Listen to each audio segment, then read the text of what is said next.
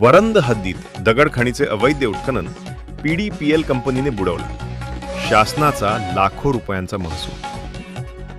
वरंद गावाच्या हद्दीत एका दगडखाणीचे अवैध उत्खनन करण्यात आल्याचा आरोप वरंद ग्रामस्थांनी केला. आमच्या या वरंद गावामध्ये गेली 3 वर्ष PDIPL या कंपनीमार्फत आपल्या महामार्गाचं काम चालू आहे. त्या कामासाठी आपण मागेच बघत आहेत त्या ठिकाणी खाणीचं दगडकाम यातनं उत्खनन केलेलं आहे. या उत्खननाच्या माध्यमातून हा पूर्ण रस्त्याचं काम करण्यात आलेलं आहे. परंतु आमच्या निर्देशात असं आलं की हे जे खाणकाम त्यांनी केलंय कुठल्याही प्रकारच्या शासनाच्या पूर्वपरवानग्या न घेता हे खाणकाम करण्यात आहे. अवैध पद्धतीचं हे खाणकाम केलेलं आहे.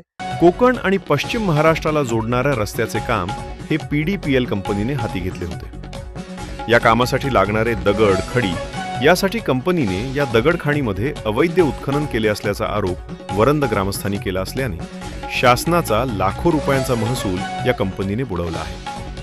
विशेष म्हणजे ग्रामस्थांनी प्रशासनाकडे वारंवार तक्रार करून देखील संबंधित प्रशासन कारवाईकडे दुर्लक्ष करीत असल्याचे ग्रामस्थ सांगत आहेत. या दगडखाणीमध्ये मिळालेल्या परवानगीच्या दुप्पट तिप्पट अवैध उत्खनन केले आहे. तर अनेक झाडाची अवैध कत्तल देखील करण्यात आली असल्याचे ग्रामस्थ सांगतात.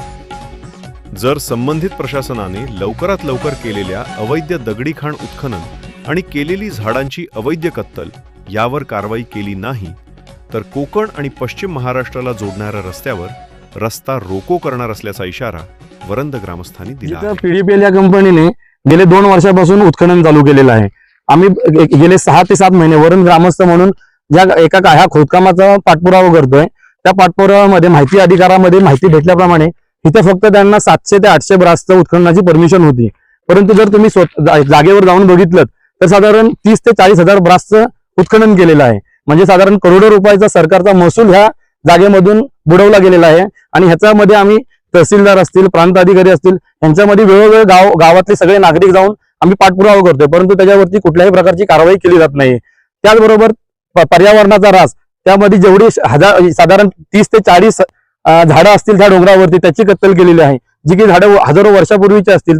परंतु त्याचाही कुठल्याही प्रकारे उल्लेख केलेला नाहीये की त्याची परमिशन घेतलेली नाहीये. हे असं 100% अवैध उत्खनन चालू आहे. परंतु त्याच्याकडून शासनामार्फत कुठल्याही प्रकारची कारवाई केलेली जात नाही. नागरिक म्हणून आमची अशी मागणी आहे की त्याच्यावरती लवकरात लवकर कारवाई करावी.